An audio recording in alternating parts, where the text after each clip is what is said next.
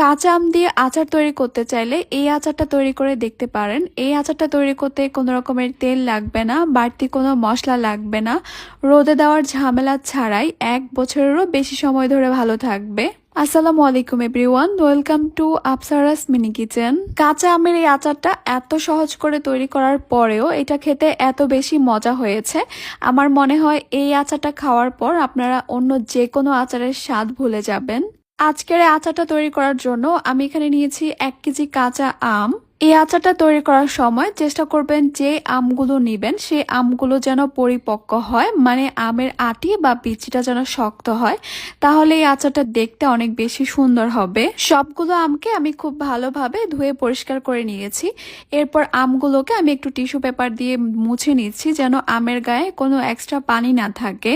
আমের আচারটাকে দীর্ঘদিন ভালো রাখার জন্য এই টিপসটা কিন্তু অবশ্যই ফলো করতে হবে।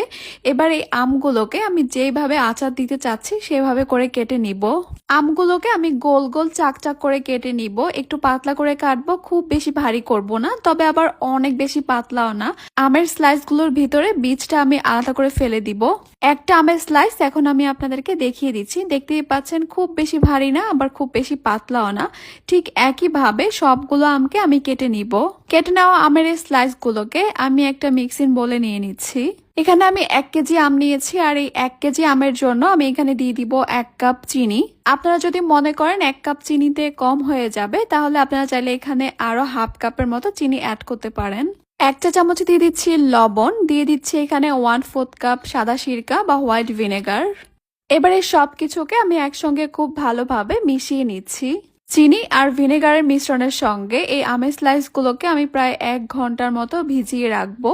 এতে করে আচারটা যখন তৈরি করব একটাও আমের স্লাইস ভেঙে যাবে না। ভালো করে মিশিয়ে নেওয়ার পর এবার আমি একটা ঢাকনা দিয়ে রেস্টে রেখে দিব 1 ঘন্টার জন্য। আর এই 1 ঘন্টার মধ্যে কিন্তু আম থেকে প্রচুর পরিমাণে পানি বের হবে। এই যে দেখতে পাচ্ছেন 1 ঘন্টা ঢেকে রাখার পর কিন্তু এখন এইরকমটা পানি উঠেছে।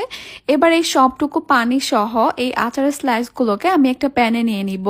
কিছুটা চিনি কিন্তু এখনো গলে যায়নি, আমি চুলাটা অন করে দিব আর হালকা হাতে একবার নেড়ে চেড়ে দিব। সম্পূর্ণ চিনিটা গলে যাওয়া পর্যন্ত অপেক্ষা করব।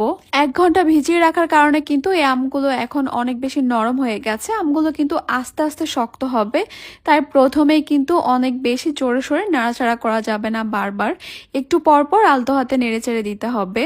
প্রায় 10 মিনিটের মতো জাল করে নেওয়ার পর এখন দেখতে পাচ্ছেন আমের স্লাইসগুলো কিন্তু স্বচ্ছ হওয়া শুরু করেছে।